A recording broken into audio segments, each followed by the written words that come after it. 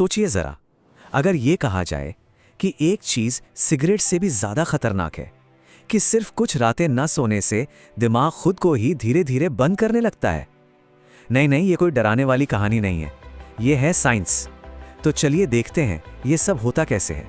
देखिए, हम सेहत के बड़े बड़े दुश्मनों की बात तो करते ही हैं, सिगरेट, शराब, जंक फूड। लेकिन एक दुश्मन ऐसा है जो बिल्कुल चुपचाप रोज रात हमारे साथ होता है और हम उसे नज़रअंदाज कर देते हैं। और पता है, ये कोई सिर्फ बुरी आदत नहीं है, ये तो धीरे धीरे दिए जाने वाले जहर जैसा है। तो सबसे पहली और सबसे ज़रूरी बात साफ कर लेते हैं, नींद कोई ऑप्शन नहीं है। ये कोई ऐसी चीज़ नहीं है जिससे काम या किसी डेडलाइन के लिए कुर्बान कर दिया जाए। नहीं, ये हमारे शरीर और दिमाग की सबसे बुनियादी ज़रूरत है, बिल्कुल वैसे ही जैसे सांस लेना, जैसे पानी पीना।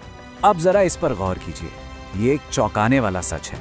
मॉडर्न न्यूरोसाइंस ने बिल्कुल साफ कर दिया है, सिर्फ 24 घंटे, सिर्फ एक दिन बिना सोए रहने पर हमारा दिमाग ठीक उसी लेवल पर काम करता है जैसे कोई इंसान लीगली ड्रंक हो। मतलब सोचने समझने की ताकत, रिएक्शन टाइम, सब कुछ गड़बड़ा जाता है।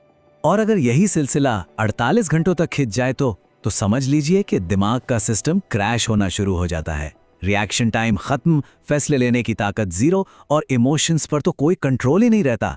और ये कोई सिर्फ किताबी बात नहीं है। 2014 में एक फुटबॉल फैन की मौत हो गई थी, सिर्फ इसलिए क्योंकि वो लगातार 48 घंटे मैच देखता रहा और सोया नहीं।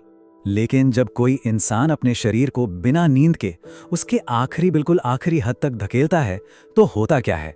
चलिए एक असली कहानी देखते हैं, एक एक्सपेरिमेंट की जो हमें इसकी एक बहुत ही डरावनी तस्वीर दिखाती है। ये बात है 1965 की। एक 17 साल का लड़का था, रैंडी गार्डनर।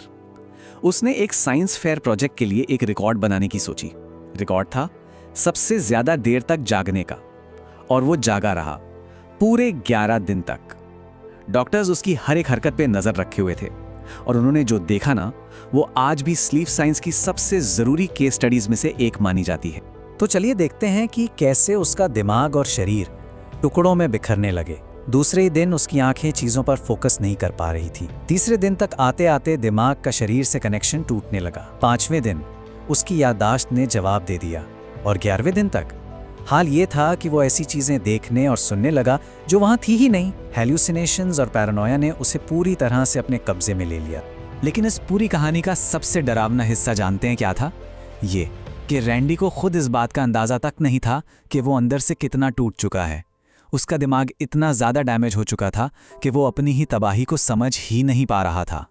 तो सवाल यह है कि रैंडी के साथ जो बाहर से दिख रहा था, उसके पीछे उसके दिमाग के अंदर आखिर चल क्या रहा था? वेल, साइंस बताती है कि उसका दिमाग एक तरह से खुद को ही जहर दे रहा था। इसको ना ऐसे समझिए, जब हम जागे होते हैं तो हमारा दिमाग दिन भर काम करके एक तरह का बायोलॉजिकल कचरा बनाता है। ये जहरीले प्रोटीन होते हैं। फिर जब हम गहरी नींद में जाते हैं तो दिमाग का जो सफाई स्टाफ है ना, वो एक्टिव हो जाता है। ये बिल्कुल एक रिंस साइकिल की तरह इस सारे कचरे को धोकर बाहर निकालता है और दिमाग की मरम्मत करता है। और जब हम सोते ही नहीं तो ये सफाई कभी होती ही नहीं।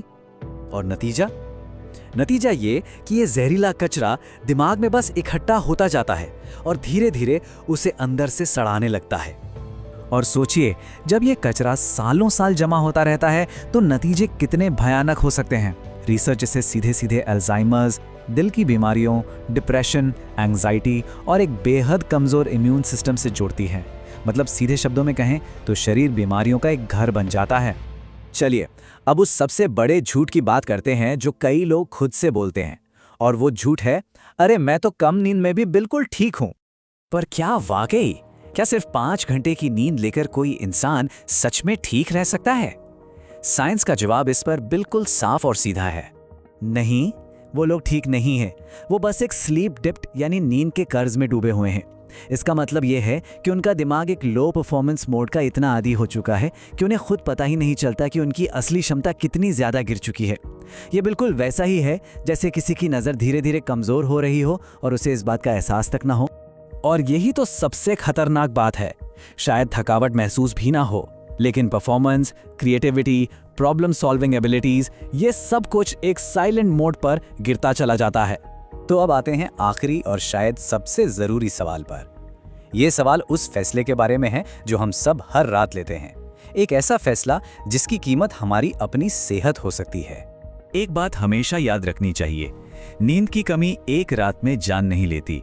नहीं, ये एक दीमक की तरह है जो रोज थोड़ा थोड़ा करके दिमाग और शरीर को अंदर से खोखला करती जाती है, जब तक कि एक दिन सब कुछ ढह जाए।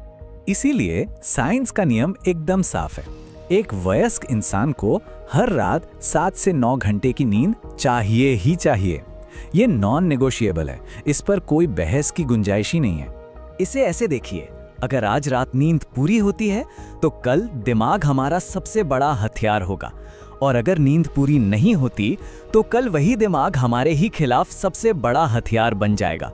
सबसे पहले वही धोखा देगा। तो आज रात जब सोने का वक्त होगा, तब कौन जीतेगा? हाथ में मौजूद फोन या हमारी सेहत? चुनाव हर किसी को खुद करना है।